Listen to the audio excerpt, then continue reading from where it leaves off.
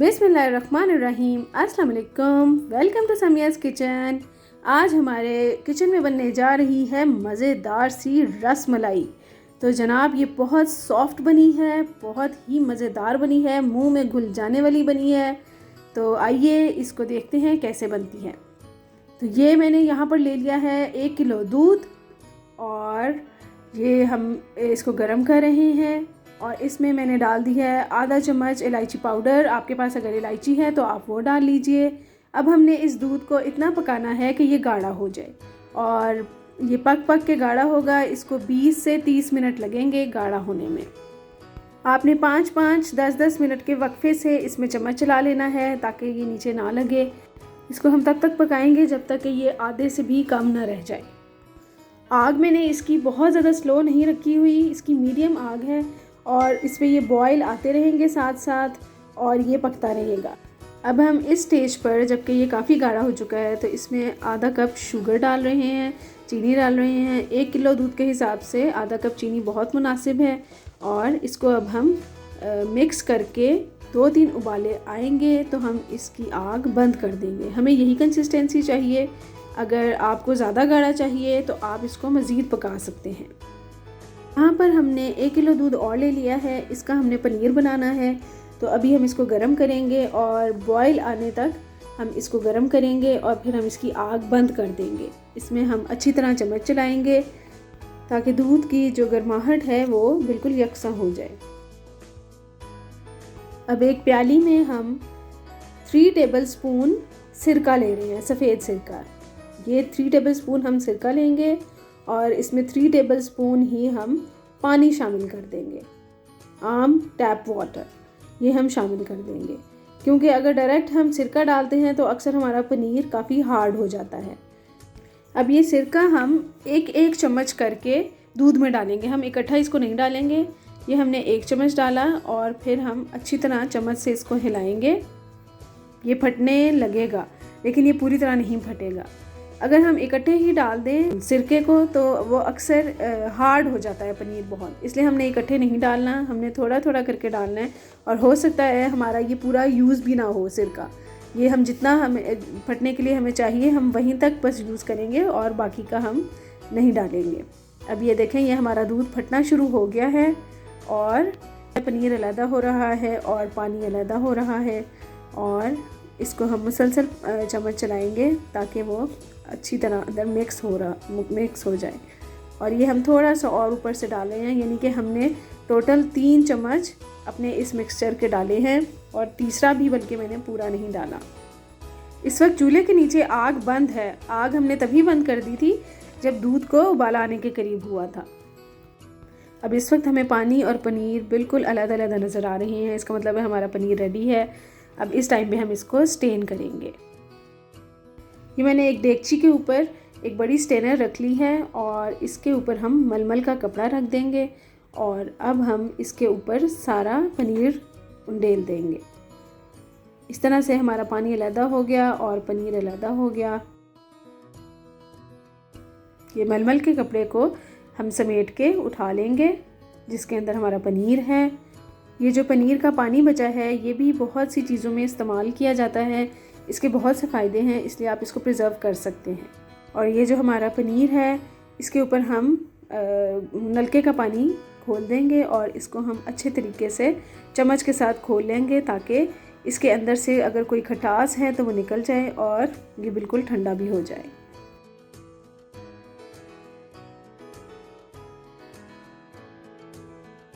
अब हम इसको एक दफ़ा फिर इसमें लपेट के अच्छी तरह से हम इसको निचोड़ लेंगे। हमने इसको अच्छी तरह से निचोड़ लेना है, इसमें से एक्सेस वाटर, इसमें से जितना भी पानी है वो निकल जाए और ये ड्राई हो जाए। इसके लिए आप इसको लटका भी सकते हैं लेकिन इमीडिएट यूज़ भी कर सकते हैं। अगर आपने अच्छी तरह पानी निकाल लिया है तो ठीक है, अब आप इसको यूज़ कर सकते हैं।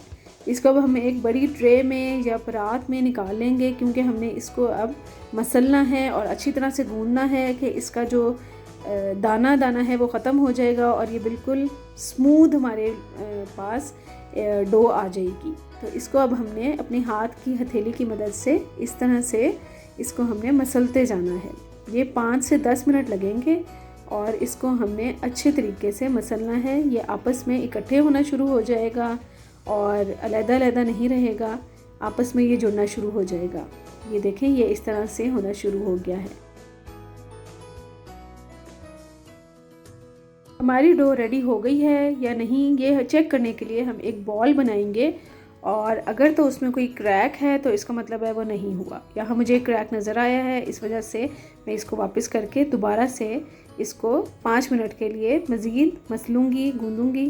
اور اب ہم دیکھتے ہیں, ایک بال بنا کر دیکھتے ہیں, اور اس میں اگر کریک نہیں ہے تو ہماری یہ ڈو ریڈی ہے. یہ ہماری ڈو ریڈی ہے بالکل, بال بہت اچھا بنا ہے, کوئی کریک نہیں ہے, اس لیے یہ اب ہماری ڈو ریڈی ہے.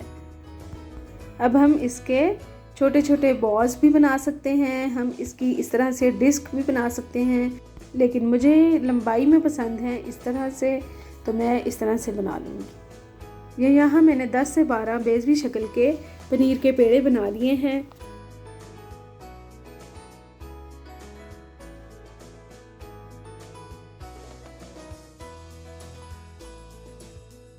یہ ایک دیگچی میں میں نے آدھا کپ چینی لی ہے اور 3 کپ پانی کے ڈالیں گے. آدھا کپ چینی ہے اور 3 کپ پانی کے میں نے اس میں ڈالے ہیں, اور اب ہم تیز آگ پر بوائل کر لیں گے. چینی کو مکس کر لیں گے, ساتھ ساتھ چمچ ہلاتے رہیں گے تاکہ چینی اچھی طرح مکس ہو جائے, اور اس کو ہم اچھی طرح ابال لیں گے.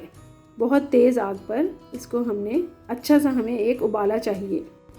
یہ جب اچھی طرح اس میں ابالا آ رہا ہے تو ہم اپنے رس ملائی کی جو ہم نے پیڑے بنائے تھے وہ اس میں ڈال دیں گے.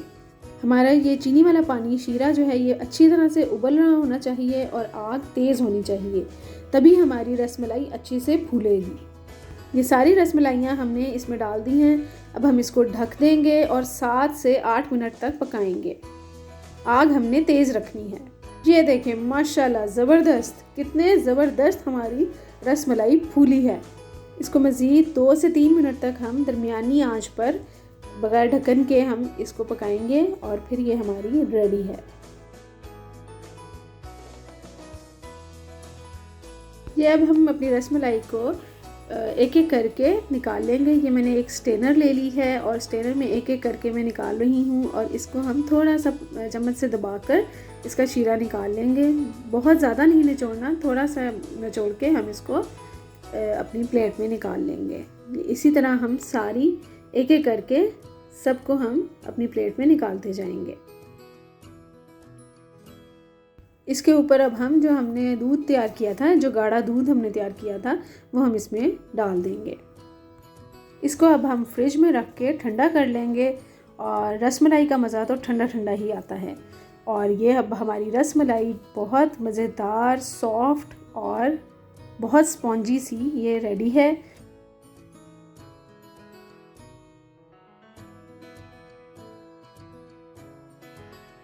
اس کو اب آپ پستوں سے, بادام سے, اخروٹ سے اس کو گارنش کر سکتے ہیں. جس طرح آپ چاہیں اس کو کھا سکتے ہیں, نوش فرما سکتے ہیں.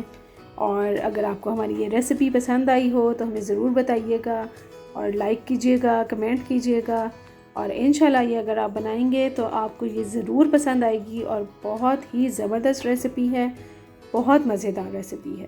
سمیاز کچن کو سبسکرائب کیجیے اور دعاؤں میں یاد